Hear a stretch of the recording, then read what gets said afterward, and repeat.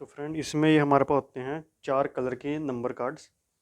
Number card क्या होते हैं, 1 से 12 तक होते हैं हमारे पास, और हर रंग के एक नंबर के 2 कार्ड्स होते हैं। जैसे कि अब ये रेड कार्ड्स हैं तो 2 1 होंगे रेड के, ऐसे ही 2 2 होंगे, ऐसे ही 12 तक 2 2 होंगे हर पत्ते। ऐसे ही ब्लू में 1 से लेके 12 तक पत्ते होंगे और हर एक 2 2 पत्ते होंगे। तो ये 8 होते हैं हमारे पास ये वाइल्ड कार्ड्स।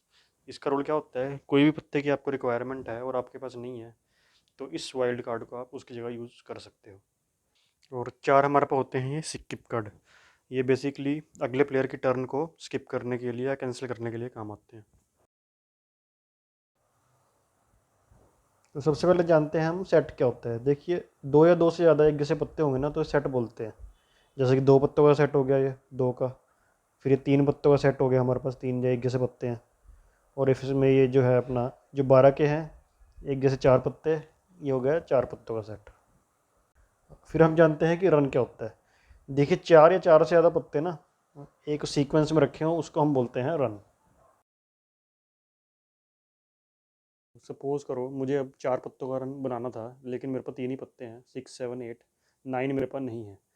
तो लेकिन अगर मेरे पास ये वाइल्ड कार्ड है ना, तो मैं यहाँ पे इसको यूज़ कर लूँगा और मेरा ये 4 पत्तों का रन माना जाएगा। उसी तरह से मान लो मुझे 3 पत्तों का एक सेट बनाना था, लेकिन मेरे पास 2 ही पत्ते हैं एक जैसे, 2 2 हैं जैसे दुखी है मेरे पास। लेकिन अगर मेरे पास वाइल्ड कार्ड है तो मैं अपना एक वाइल्ड कार्ड यहाँ पे चल दूँगा और मेरा ये 3 पत्तों का सेट माना जाएगा। और उसी तरह से जैसे मेरे को 7 पत्ते चाहिए थे एक रंग के, लेकिन मेरे पास 6 हैं, 1 2 3 4 5 6। लेकिन अगर मेरे पास वाइल्ड कार्ड है तो मैं इसको यहाँ पे भी चला सकता हूँ और मेरे ये 7 पत्ते एक जैसे रंग के माने जाएंगे।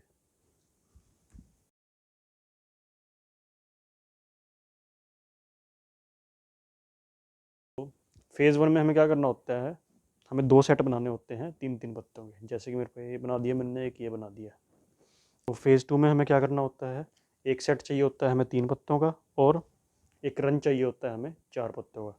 उसी तरह से मान लो अब मेरे पास ये 6 होता, तो रन वैसे मिनिमम 4 पत्तों का चाहिए, लेकिन एक्स्ट्रा अपना डिस्कार्ड करने के लिए इस पत्ते को मैं यहाँ पे चल सकता हूँ। 3 में हमें एक सेट चाहिए होता है 4 पत्तों का और एक रन चाहिए होता है 4 पत्तों का। तो फेज़ 4 में हमें चाहिए होता है 7 पत्तों का एक रन। फेज़ 5 में हमें बनाना होता है 8 पत्तों का एक रन। फेज़ 6 में हमें बनाना होता है 9 पत्तों का एक रन। फेज़ 7 में हमें बनाने होते हैं 2 सेट्स बनाने होते हैं और 4 कार्ड्स ईच। फेज़ 8 बनाने के लिए हमें चाहिए होता है 7 कार्ड्स एक कलर के। ना कोई रन बनाना होता है ना कोई सेट, बस 7 कार्ड्स एक कलर के हों, आगे पीछे जैसे मर्जी सीक्वेंस में हो, कोई फ़र्क नहीं पड़ता। फेज़ 9 में हमें बनाने होते हैं एक सेट 2 कार्ड का और एक सेट 5 कार्ड का। यहाँ पे 5 10 क्यों है, मेरे पास 4 10 हैं और एक वाइल्ड कार्ड। ये मैंने आपको ये दिखाने के लिए रखा है कि इस वाइल्ड कार्ड का प्रयोग हम कहीं भी कर सकते हैं जहाँ पे हमारे को ज़रूरत हो। लास्ट जो हमारा 10th फेज़ होता है उसे में हमें बनाने होते हैं एक सेट 3 कार्ड्स का और एक सेट 5 कार्ड्स का।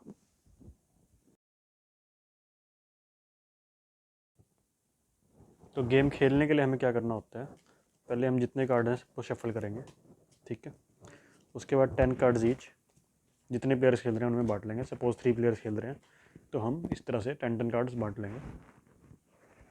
तो इस तरह से 10 कार्ड्स तीनों प्लेयर्स में बट गए हैं। उसके बाद जो बचे हुए पत्ते हैं हमें उसे सेंटर में रख देना होता है एज अ ड्रॉ पाइल। तो इस तरह से 10 10 कार्ड हमने हर एक प्लेयर में बांट दिए हैं। जैसे मैं इधर बैठा हूँ, मैंने पत्ते बांटे थे, तो मेरे क्लॉकवाइज जो भी बैठा हुआ प्लेयर अगला उसकी फर्स्ट टर्न होगी। फर्स्ट टर्न वाले प्लेयर को क्या करना है, पहले तो एक पत्ता उठा के यहाँ पे रख देना है डिस्कार्ड पाइल में। एक पत्ता अपने लिए उठाना है, हर एक प्लेयर को ऐसे ही करना है। उसके बाद जोन से भी फेज़ में हम खेल रहे हैं उस फेज़ को बनाने की कोशिश करनी है। अब जैसे फेज़ 1 है सपोज, उसमें क्या करना होता है था कि 2 सेट बनाने हैं 3 कार्ड्स के, तो ये अपने 2 सेट बनाने की कोशिश करेगा, ठीक है। जैसे इसका ये रहा जो बन रहा है। अच्छा, एक बार जो कार्ड नीचे रख देते हैं ना हम बनाने के लिए, उसको दोबारा से उठा नहीं सकते।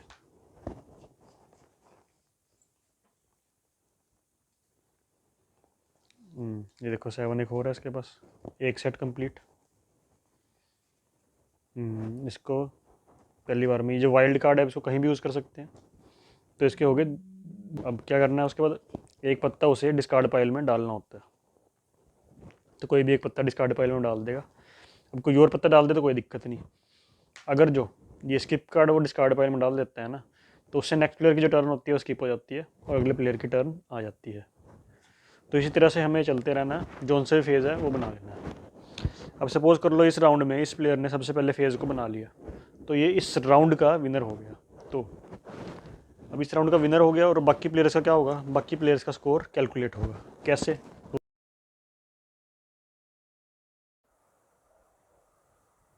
तो विनर ऑफ द राउंड के तो 0 हो गए नंबर। अब बाकी प्लेयर्स के नंबर कैसे डिसाइड होंगे? देखिए 1 से 9 के पत्ते होते हैं, उन सबके मिलते हैं 5 पॉइंट, ठीक है। और 10, 11, 12 और स्किप कार्ड के होते हैं 10 पॉइंट, और कई जगह स्किप कार्ड के 15 पॉइंट भी माने जाते हैं। और लास्ट में बचता है हमारे पास वाइल्ड कार्ड, उसके होते हैं 25 पॉइंट्स। अब मान लो सपोज करो, तो जैसे ये प्लेयर अब राउंड 2 जीत गया, एक राउंड जीत गया था, इसने सबसे पहले फेज़ 1 को बना लिया, तो इसमें इसका स्कोर कितना हो जाएगा? 0। बाकी प्लेयर्स का जोन से भी कार्ड्स उनके पास बचे हैं ना, उसके हिसाब से जितना इसका स्कोर बनता है उनका कोई भी स्कोर आ जाएगा, मान लो एक्स जितना भी ऐड करके आएगा, और उसी तरह से इस प्लेयर का स्कोर आ जाएगा, जो भी वाई लगा लो, कोई भी स्कोर आ गया। तो इस तरह से अपना एक राउंड ख़त्म हो गया। अब जब नेक्स्ट राउंड शुरू होगा दोबारा से कार्ड्स को शफल करके, तो उसमें क्या करना होगा, जो ये 2 प्लेयर हैं, प्लेयर 1 और प्लेयर 3, ये तो फेज़ 1 ही अपना दोबारा से बनाएंगे क्योंकि इन्होंने अभी नहीं बनाया था। जो प्लेयर 2 है वो नेक्स्ट स्टेप पे जाएगा, यानी कि फेज़ 2 बनाने की कोशिश करेगा। तो इसी तरह से ये गेम चलती रहेगी जब तक कि कोई भी प्लेयर, सबसे पहला प्लेयर फेज़ 10 को कंप्लीट ना कर ले। जिसने 10 फेजेस सबसे पहले कंप्लीट कर लिए वो इस गेम का विनर हो जाएगा, और बाकी प्लेयर्स के स्कोर कैलकुलेट होंगे कार्ड्स के हिसाब से। तो यानी कि जिसके पास सबसे ज़्यादा स्कोर होगा वो इस गेम को हारेगा, सबसे कम स्कोर वाला इस गेम का विनर होगा।